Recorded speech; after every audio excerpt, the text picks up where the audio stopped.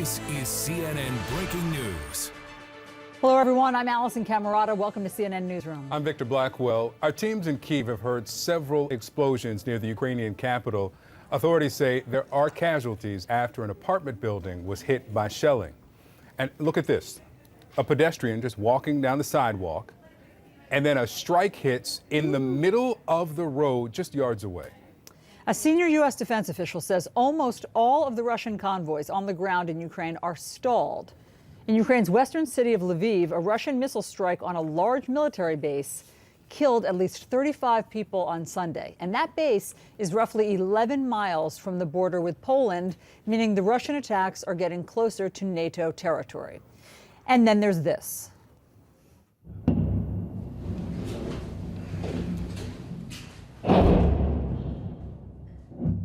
That's new video out of the decimated southern city of Mariupol. And then we have this video. This was taken from a drone today. You can see the buildings here just enveloped in smoke. Officials estimate that 2,500 people have died there. That's from the local officials. And the death toll also rising after that bombing of a maternity hospital in Mariupol last week. You will remember the gripping photo of an injured pregnant woman on a stretcher with blood all over her stomach. Her surgeon tells Ukrainian television that that pregnant woman has died, and so did her baby. A fourth round of talks between Russia and Ukraine have been paused until tomorrow. CNN's Anderson Cooper is with us now from Lviv in western Ukraine. Anderson, it seemed as if Lviv had been, let's say, insulated from the attacks. That was until this weekend. What more do we know about this this strike at a military training center? Yeah, actually, there was just air raid sirens that were just going off. They've just stopped now. People will be waiting for the all clear in order to come out of any basements they may have gone down into. You're right. Lviv really has not. Lviv has not been directly hit. There have been a number of attacks, as you've been reporting, over the last week or so in the west of Ukraine, which has not really seen the kind of attacks that obviously the rest of the country has been seeing. There were two strikes at airfields earlier, and then, of course, this massive attack at a training center. Now, this is a training center, as you said, it's near the Polish border. It's about 26 miles from here in Lviv. There were, back before the invasion began, there were U.S. forces training Ukrainian forces at that center, and it's been used as a training center for a long time, since 2014. But according to a senior defense official, they say that there were obviously no U.S. Military personnel at that base, and they say that there's no indication that the missile strike, which was cruise missiles from bombers, according to this defense official, there's no indication that that has in any way impacted the flow of weaponry, the flow of supplies from the West into Ukraine. They say that that base was not being used as a transshipment point. So, Anderson, that attack in Lviv that you're talking about, it came after the Kremlin said that they would target any incoming military shipments from the U.S. or other allied nations. So now what happens to new supplies trying to get into Ukraine? Yeah, as I said, the U.S. officials say this attack will have no impact on supplies coming in, because that's not what this was being used for. But the supplies, they say, are still able to get through. As you know, Russian forces have not been able to encircle Kyiv at this point. It's obviously a very large city, a very large perimeter, and there's simply not enough forces. And as you've been reporting, they've been stalled now for quite some time. Our chief international correspondent, Clarissa Ward, joins me now live from Kyiv itself. Clarissa, talk about what you have been seeing in the capital today. Some of those images of residential buildings just being hit by, I don't know if it was tanks or artillery. Yeah, Anderson, we basically woke up to the news that an apartment building had been shelled in a suburb called Obolon. It's just about 5 stops on the metro or the subway from where we are in central Kyiv. And if you look at the images, the video from the aftermath of that attack, it's frankly a miracle that more people weren't killed. One person did die, several people were injured, but clearly a massive amount of damage. One can only assume that there wasn't a greater number of of casualties because so many people have already fled this city. Now, we have been hearing just a steady stream of artillery, of Ukrainian air defense missiles, one of which intercepted a Russian missile, and then the shrapnel from that interception fell down, injured at least several people, killed one person, and took out a Kyiv city bus. Again, extraordinary that more people weren't killed in that. But what we're hearing with this back and forth and this constant fighting, and which you just alluded to, is that Ukrainian forces are really giving the Russians a run for their money at this stage. People had originally predicted that the fall of Kyiv might happen in 2 to 3 days, and here we are 2 to 3 weeks later, and the Russians are really struggling to completely encircle the city. Even last week, they had started to make a push on a new front on the east, a suburb of Brovary. That is still hotly contested, Anderson. And the fear is that the longer the Russians are sort of frustrated in their advance, and the more Ukrainian forces fight back and even launch sort of offensives against them, the greater the probability is that we'll see more indiscriminate targeting of civilian infrastructure, more sort of random or indiscriminate bombardment and things of that nature, Anderson. I talked to a director for Doctors Without Borders yesterday who's been operating in this country now for quite some time, and their focus is they're really raising alarms about what is going on in Mariupol in the south. It is being heavily bombarded. I know local officials say as many 2,500 people have so far been killed. Some civilians were able to make it through a humanitarian corridor today. Yeah, that's right. So this was a sort of semi-official humanitarian corridor. It started about 1 in the afternoon here in Ukrainian time. And basically, officials in Mariupol told people this wasn't really official. They weren't using those yellow buses that we have all come to identify with these evacuation efforts. They were telling people, if you have a private car and you are willing to take on that risk yourself, you can join this semi-official convoy going out of Mariupol through another nearby town called Berdyansk and ultimately ending up in a place called Zaporizhia.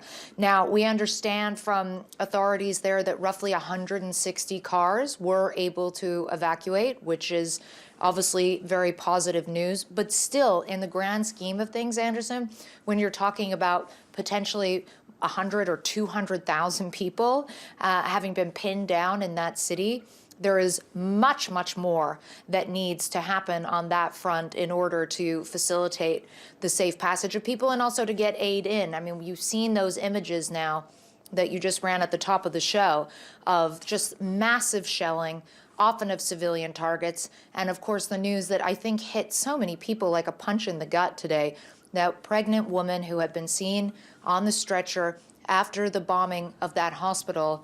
And now we know, of course, from the surgeon who treated her, who tried to save her and her baby by giving her a C-section and was not able to, and that both of them have now died. So emblematic of the fact that civilians are paying a very, very heavy price for this Russian invasion, Anderson. Yeah, and some being buried in mass graves because there's no safe way to bury them individually.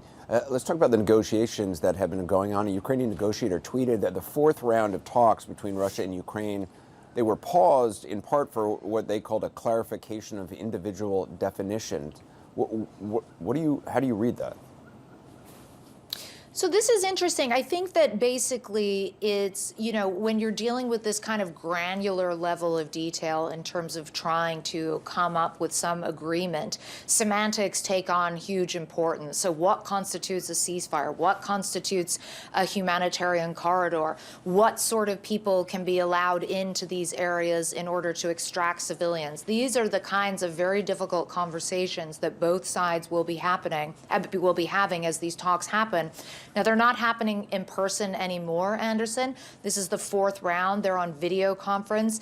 And they did say that they paused temporarily, but then the leader of the Russian delegation said that they will continue tomorrow. So I would say, without anyone getting their hopes up too much, that there is a sense now that these talks or negotiations are kind of ongoing on the side, with the Ukrainian side obviously pushing very hard for some kind of a ceasefire agreement, even if it's a temporary ceasefire. and remains to be seen whether they'll be successful in that objective, but at least they do continue, Anderson. Yeah. Clarissa Ward in Kyiv, thank you so much. Victor and Alisyn, the official from Doctors Without Borders I spoke to yesterday said that they have reports that in Mariupol, some residents have actually dug holes in their backyards in order to bury loved ones or to bury neighbors because there was nowhere else to go, no way to get them to an actual cemetery. Yeah, this is what it's come to. I mean, just in the space of a few weeks, this is what it's come to, what regular people have to now endure. Anderson, thank you very much. We'll check back with you.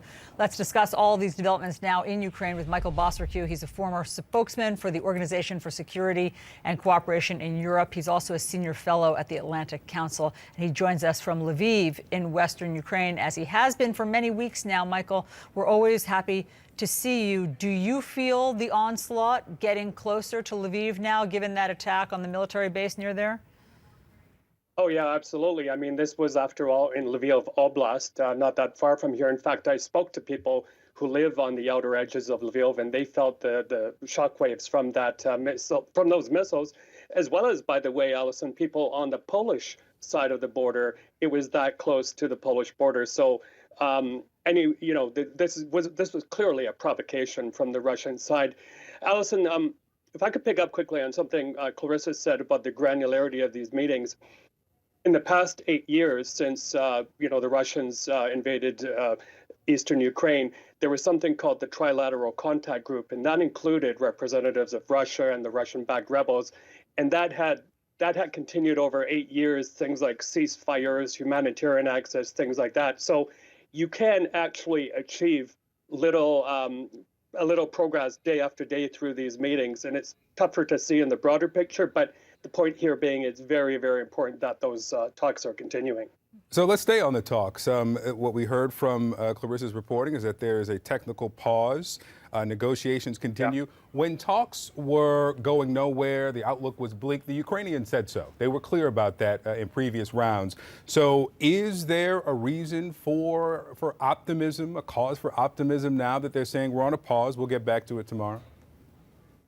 Yeah, sometimes it could be even actually a technical reason. The video link doesn't work, things like that. But I think that the fact that both sides are showing up, and the Ukrainian negotiators said last week that the Russians seem to be very enthusiastic to walk away from these talks with something, whether that be humanitarian corridors, that sort of thing. As much as they're committing war crimes or violating international humanitarian law by shelling heavily populated centers, hospitals, churches, mosques, you name it, there is, I guess, a part of the Russian government that says to themselves, we have to have these talks continuing. But it's very sad to see that even though these negotiated corridors happen, the Russians go ahead and have shelled them as well. It makes people taking part in these humanitarian evacuations very, very nervous, to say the least. Michael, I know that you think that thus far the United Nations has basically handled Russia with kid gloves. What are you calling on the United Nations to do at this point? Well, today I was a bit heartened, actually, because David Beasley, the head of the World Food Program, is actually here in Ukraine. He's the first head of UN agency to come here since the war began. But on the other hand, it's not surprising. He shows up everywhere in the most dangerous places because their services are so vital. But I would like to see the United Nations call out the aggressor, Russia, but also call this situation a war, not an escalating conflict, call it an invasion, because I think politically it's very important for the UN to keep its authority, its legitimacy. But also, as someone who has worked within the UN system, I'm hearing from a lot of current and former colleagues who are very disheartened that this type of kid glove language is being used. And by the way, just quickly, yesterday, I believe it was, a joint statement was put out by 3 UN agencies.